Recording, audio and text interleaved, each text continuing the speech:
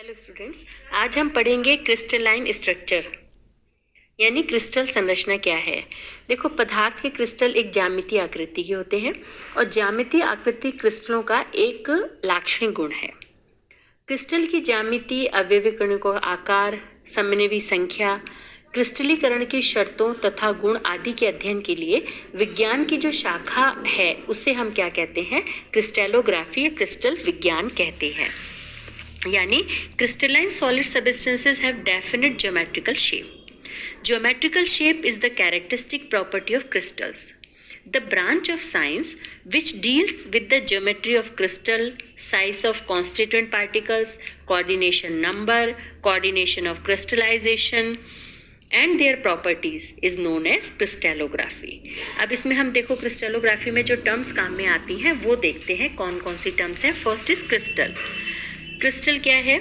Crystal is a body of definite geometry which has definite number of plane surface necessary for that geometry, clear, and which can depict the internal arrangement of constituent particles. यानी crystal वो पिंड है जो एक निश्चित ज्यामितीय आकृति के लिए आवश्यक समतल पृष्ठों यानी प्लेन सर्फेसेस से बद्ध हो और जो अवयवी कणों की आंतरिक व्यवस्था स्पष्ट कर सके उसे हम क्रिस्टल कहते हैं. सेकेंड टर्म है फेज, फलक. फलक क्या है? कि वे पृष्ठ जिनसे क्रिस्टल बंधा है उसे हम फलक कहते हैं.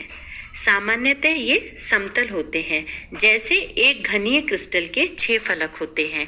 मतलब फेज क्या है? द सरफेस विच बाइंड और make a crystal are known as faces. These are generally plane. A cubic crystal has 6 phases. आपने क्यूब देख रखा है, हम वो जो जिस क्यूब से हम जिसमें कलर्स मैच करते हैं वो आप सबने देखा हुआ है. उस क्यूब को देखोगे तो उसमें जो प्लेन सरफेसेस हैं, है ना, ऊपर नीचे इधर उधर, ये 6 हैं आपके इसमें. तो वो जो है वो फेस कहलाता है. यानी जो प्लेन जो पृष्ठ जिससे क्रिस्टल बंधा हुआ है, ठीक है, ये जो समतल है, जो समतल उसमें दिख रहे हैं, ये कितने हैं? 6 होते हैं. ठीक है, तो हम क्यूब से इसको समझेंगे. जो है इसको क्यूब से समझ में आएगा हमें कि जो क्यूबिक जो क्रिस्टल है उसमें 6 फेस होते हैं. ठीक है, फलक समतल जो है वो. उसके बाद देखते हैं हम एज. एज मतलब किनारा. एज क्या होती है? जिस रेखा पर 2 फलक मिलते हैं, यानी 2 फेजेस जहाँ मिलते हैं, यानी 2 निकटवर्ती फलकों का प्रतिच्छेदन, इंटरसेक्शन जो है वो किनारा कहलाता है. जैसे एक घनीय क्रिस्टल में कितने किनारे हो गए? 6 उसके फेज है तो 12 किनारे हो गए. ठीक है, 12 किनारे होते हैं. सो एज क्या है? The joint between the 2 phases और the intersection of 2 vicinal faces, पास वाले जो फेसेस है in a crystal makes the edge. जैसे a cubic crystal has 12 edges. आ रहा है समझ में? उसके बाद हम देखते हैं अंतराफलक कोण यानी इंटरफेशियल एंगल क्या है. इसको देखो कि किसी क्रिस्टल के 2 फलक के बीच यानी 2 फेजेस होते हैं, उनके बीच बना जो कोण है, उनके बीच में जो एंगल बन रहा है वो क्या कहलाता है? इंटरफेशियल एंगल यानी अंतराफलक कोण कहलाता है. ठीक है, जैसे इसके अंदर डायग्राम में दिखा रखा है, 2 फेजेस हैं, उन दोनों फेसेस के बीच वाला जो एंगल है वो इंटरफेशियल एंगल कहलाएगा. उसके बाद में क्या है? सॉलिड एंगल यानी घन कोण. घन कोण क्या होगा? कि वो कोण जिस पर 2 से अधिक, है ना, यानी कि वो कोण जिस पर 2 से अधिक फलक एक दूसरे को काटते हैं. ठीक है, उसे हम क्या कहेंगे? घन कोण कहते हैं. जैसे किसी क्रिस्टल में घन कोणों की संख्या जो है वो a से शो करते हैं हम, और a is equal to e plus 2 minus f, जहाँ पर e जो है नंबर ऑफ एजेस, किनारों की संख्या है, और a जो f है वो नंबर ऑफ फेसेस यानी फलकों की संख्या है. तो so what is solid angle? क्या है? The angle at which more than 2 phases intersect each other is known as solid angle. The number of solid angles A in a crystal can be given by A is equal to C plus 2 minus F. ठीक है, अब देखते हैं space lattice यानी त्रिविम जालक क्या है.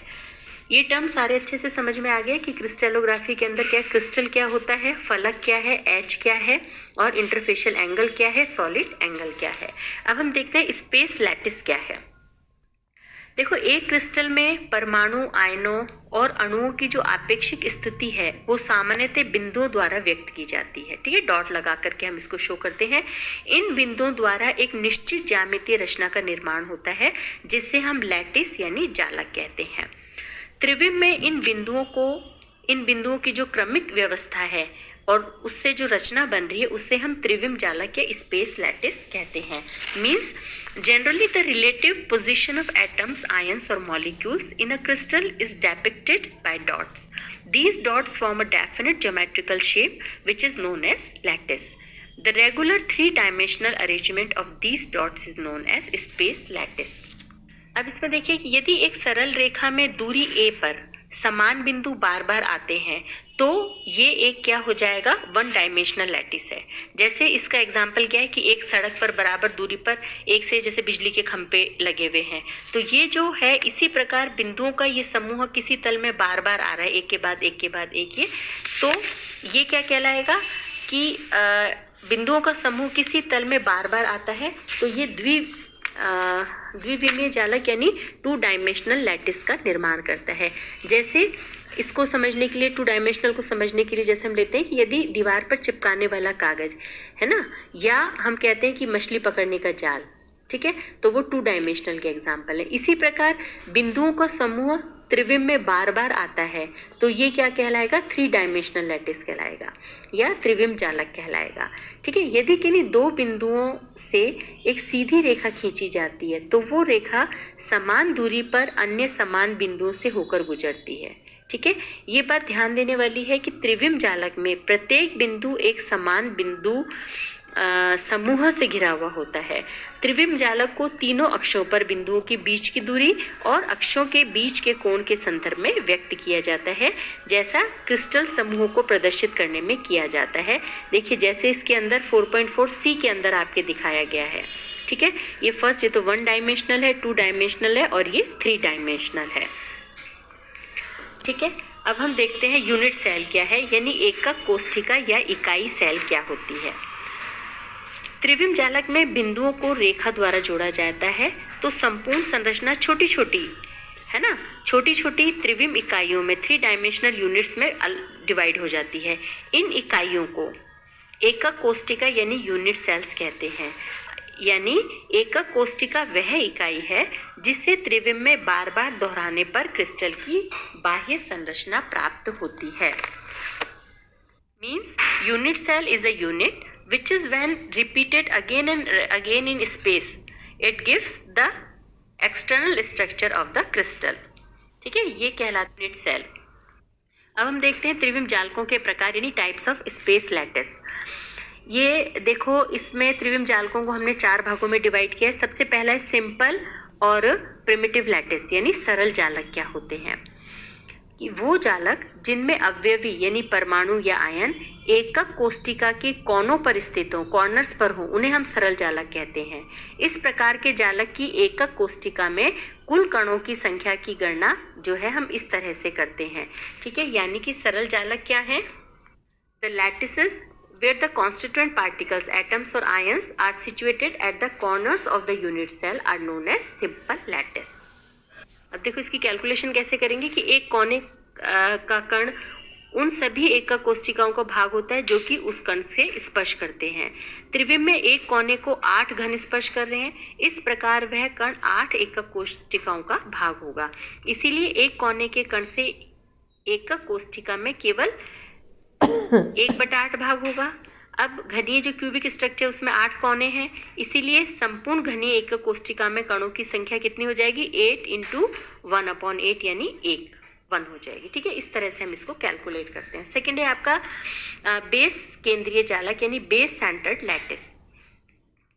वे जालक जिनमें अवयवी कण एकक कोष्ठिकाओं के कोनों के अतिरिक्त समानांतर फलकों के केंद्रों पर स्थित होते हैं, उन्हें हम बेस केंद्रीय जालक कहते हैं। जैसे एकक कोष्ठिका में कणों की संख्या कितनी है, 8 × 1/8 प्लस 2 × 1/2, 2 और हमने इसमें लिए हैं, तो ये क्या हो गया, ये = 2 हो गया है ना, 1 + 1 = 2।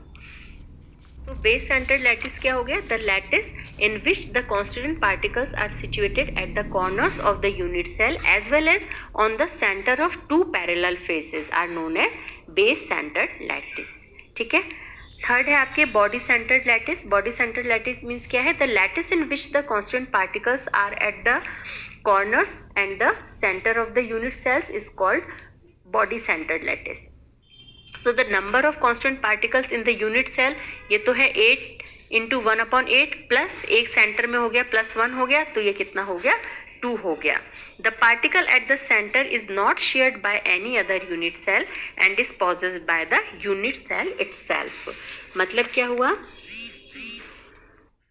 मतलब काय केंद्रीय जालक बॉडी सेंटर्ड लैटिस क्या हो जाएंगी कि वे जालक जिनमें अवयवी कण जो है एकक कोष्टिका के कोनों के अतिरिक्त एकक कोष्टिका के केंद्रों पर स्थित होते हैं। ठीक है, उन्हें हम काय केंद्रीय जालक या अंतः केंद्रीय जालक कहते हैं।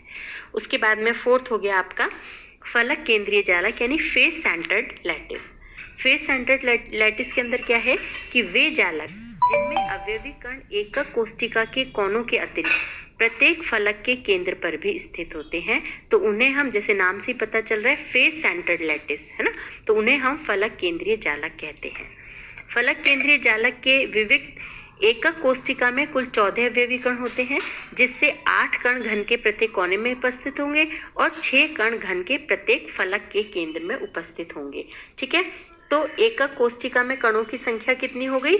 8 इंटू 1/8 प्लस 6 इंटू 1/2, तो ये आपके हो गया 4। ठीक है।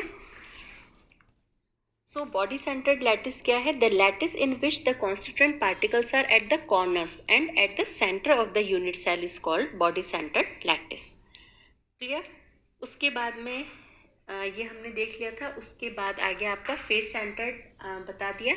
तो आपके ये हो गए कि 4 तरह के होते हैं इसमें, कि स्पेस लैटिसेस 4 तरह के हो गए, सिंपल और परमिटिव लैटिस हो गया, उसके बाद में बेस सेंटर्ड लैटिस हो गया, बॉडी सेंटर्ड लैटिस हो गया और फेस सेंटर्ड लैटिस हो गया।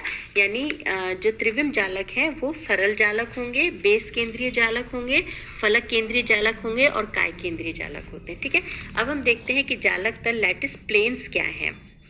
कि एक क्रिस्टल में उपस्थित 2 बिंदुओं से एक सीधी रेखा खींची जाती है, तो ये रेखा समान दूरी पर अन्य समान बिंदुओं से गुजरती है।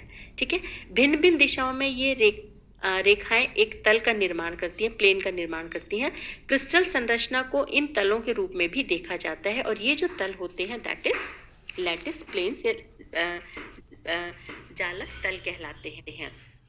यानी जालक तल क्या है कि when the two constituent particles of a crystal are joined by a straight line, it passes through other similar particles at same distance. When all the particles are joined by straight lines in different directions, they form planes. Crystal structure can also be visualized in terms of these planes. These are known as lattice planes. जैसे diagram से clear हो रहा है कि त्रिविम जालक में बिंदु समानांतर तथा समान दूरी के तलों की श्रेणियों के रूप में व्यवस्थित किए जा सकते हैं।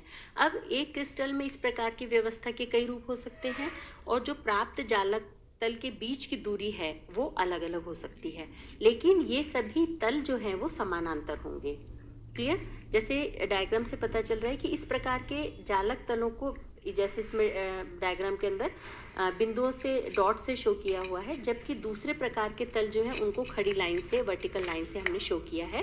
क्रिस्टल में सामान्य फलक उस जालक तल को माना जाता है जिसमें बिंदुओं की संख्या अधिकतम हो।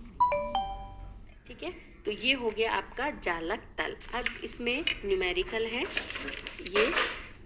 ठीक है, अब हम देखते हैं, जैसे एक न्यूमेरिकल एग्जांपल हम ले लेते हैं कि इसके अंदर है आपके एक metal is crystallised in the form of cubic lattice if length of the edge of unit cell is 3.0 angstrom and density of the metal is 8 gram per centimetre cube. How many unit cells will be there in 50 grams of the metal. ठीक है, तो अब इसके अंदर हमने यानी इसमें दे रखा है कि एक धातु घनीय जालक के रूप में क्रिस्टलित होता है यदि इकाई सेल का किनारा जो है वो 3.0 एंगस्ट्रॉम और जो धातु का घनत्व है वो 8 ग्राम पर सेंटीमीटर क्यूब है, तो 50 ग्राम धातु में कितने इकाई सेल उपस्थित होंगे। अब हमें क्या दे रखा है, हमें इकाई सेल का हम आयतन देख लेंगे, क्या है ये 3, ये आपके एंगस्ट्रॉम में है, तो ये हमारे इधर हो गया 3 × 10⁻⁸ सेंटीमीटर होल क्यूब।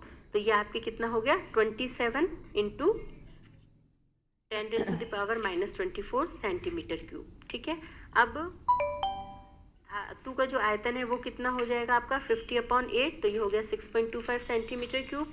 तो इकाई सेल की संख्या कितनी हो गई 6.25 अपॉन ये जो है 27 × 10⁻⁻24, तो ये आपका आंसर हो गया।